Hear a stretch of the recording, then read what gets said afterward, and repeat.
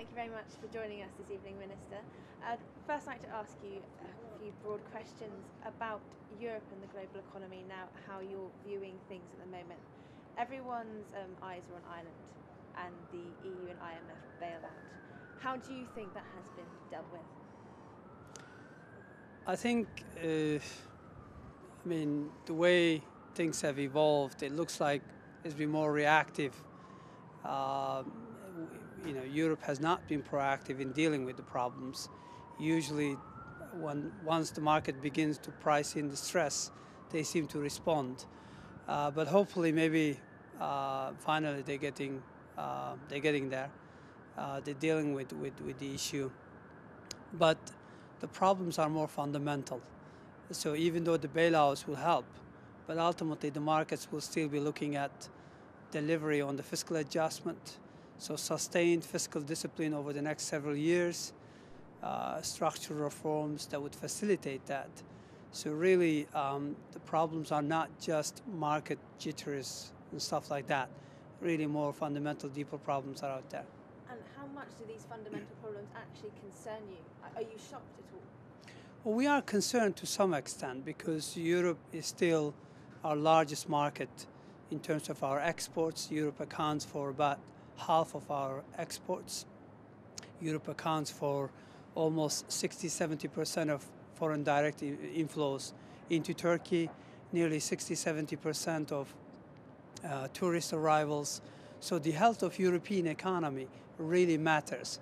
Luckily, we're more we have stronger links with core Europe, like Germany, France, UK, etc. So countries on the periphery, countries that currently seem to experience problems, we have little exposure to them. So the fallout from, let's say, problems in Greece, Spain, Ireland, or Portugal have had a very limited impact, almost no impact on Turkish economy. So in that sense, we are comfortable, but we're worried about the health of European economy unless these problems are dealt with over the medium term.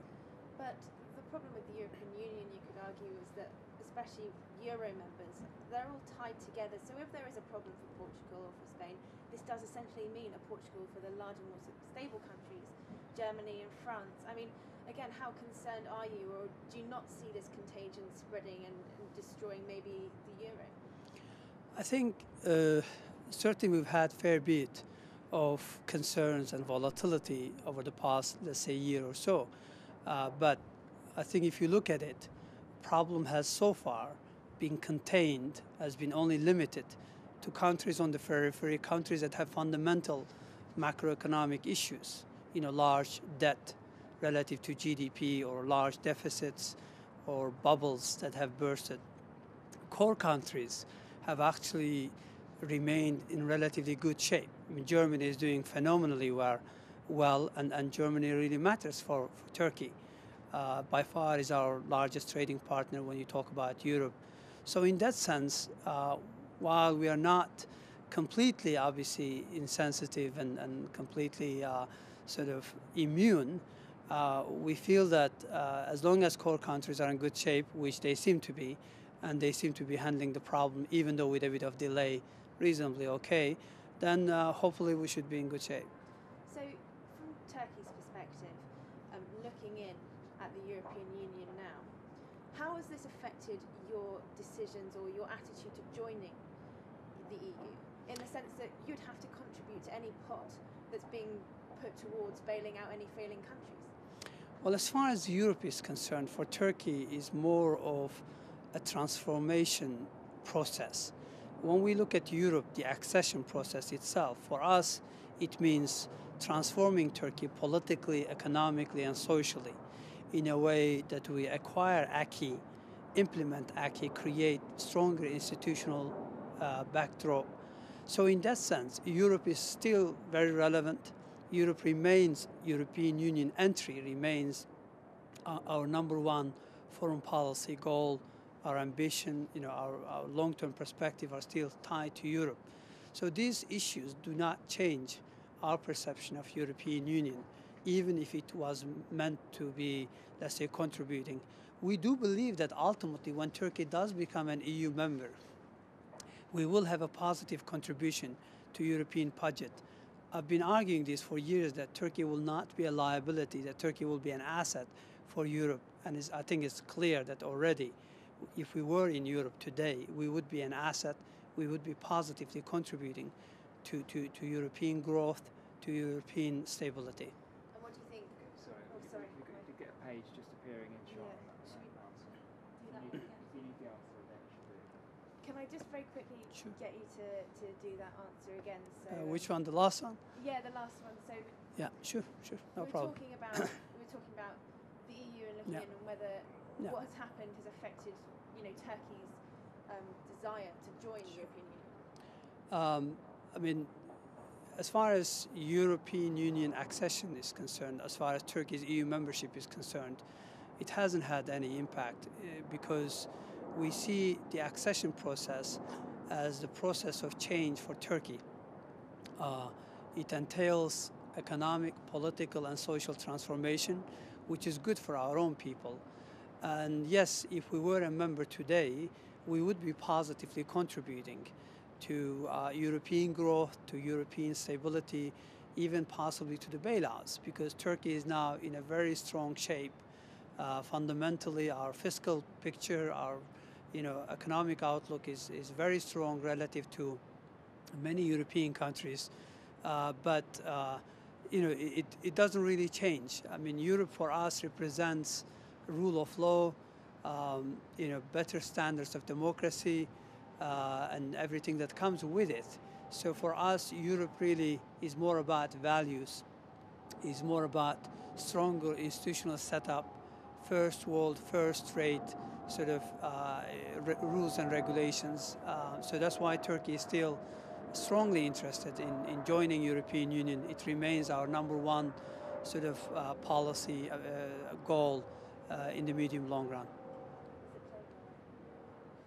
With the plane going over. Yeah. Okay. So going to have to repeat it again. No, it's fine. It's not great. Can you use the first one? We can use No? clips of Use the the first first one. one, Sure, we yeah. could Yeah, use I think the first yeah. one was better answer anyway. Well, It was more natural. actually looking, you say that Turkey's not going to be a liability for Europe, but in its own way, I mean, Turkey itself has said it's being underrated by credit rating agencies compared to the market. What do you make of that, and is this to do with the fact that you haven't implemented restrictions on public debt soon enough? Not really, no. I think the perception and reality about Turkey, perception dates back. In the past, in 1990s, we had lots of boom and bust episodes. So rating agencies have not really recognized the fundamental change in Turkey, the break with the past. I genuinely believe, and markets are pricing, that Turkey deserves better credit ratings. And I'm convinced that within the next 18 months, Turkey will move to investment grade. But as of today, of course, they're still having question marks. It's not about fiscal rule. We are doing much better fiscally and in terms of debt dynamics had there been a fiscal rule. So relative to what fiscal rule would have implied, we actually have a tighter fiscal balance. We have a tighter fiscal policy. This year, Turkey's gross debt to GDP ratio will be less than half of EU average. And Turkey will be one of the very few countries that will satisfy EU Maastricht criteria, not only on debt to GDP ratio, but also on budget deficit to GDP in 2011. Okay. Not many European countries are actually satisfying Maastricht criteria right now. But there are European countries and yourself trying to convince investors that they're a safe bet. Now, the current account deficit's a problem in Turkey, unemployment's a problem in Turkey. In Ireland, you've got their huge deficit and you've got this bailout. I mean, what do countries need to be doing to make sure investors are satisfied? Well, as far as Turkey is concerned, it's true that we have relatively large current account deficit, but that's normal because we are a country in the catching up phase. So we're running very fast. For example, this year, according to OECD, Turkey will grow at a pace of 8.2%, which will probably several times higher than European. So if you're growing faster relative to your peers, you need more external financing because our domestic savings rates are low. As long as it is financeable, then it's manageable. My government is already taking steps to contain the deficit in the medium long term, such as reducing dependency on energy imports. We are focusing a lot on R&D, on putting more resources in research and development to move Turkey up the value chain. So we're doing a lot of reforms. We've invested very heavily in our people, so education system is getting better, in infrastructure, in research and development. All of these are going to help Turkey in the medium long run. But of course, in the short run, we're going to continue to have a relatively large current account deficit. So what matters is that to show investors that we're going to maintain good policies and good politics. So as far as good policies are concerned, we are reducing our fiscal deficit. So we don't have a case of widening twin deficits. So that's important. Second thing, we're doing all these reforms. And I think in the medium term, it's going to help. If a country is growing fast, ultimately people want to have a stake in that country, and they will finance the deficit. And just a quick question for you. If you're in Lenihan's position now in Ireland, what do you think the finance minister of a country in Ireland, or perhaps Portugal's position, should be doing to reinsure investors now? It's tough. I think really there is no quick fix. There is no easy way out. We've gone through the same process post-2000-2001 crisis in Turkey. It requires fundamental fiscal adjustment. So it's painful, but if you can sustain it, then you regain credibility, and then the markets will give you the credit. We had primary surpluses, excluding interest payments, budget surpluses, of about 5% of GDP for several years in succession. And that's how we actually regained confidence in the marketplace. You need to crowd private sector in. Unfortunately, the situation in Ireland, for example, is to do with the banking sector. And it means obviously some injection, some help from European Union, and that seems to be forthcoming. So that will give them the chance to do the fiscal adjustment. And once they deliver on the fiscal adjustment, I think the market will come around. Thank you very much for your time, Minister. Pleasure. Get back inside the room. Pleasure. Thank you.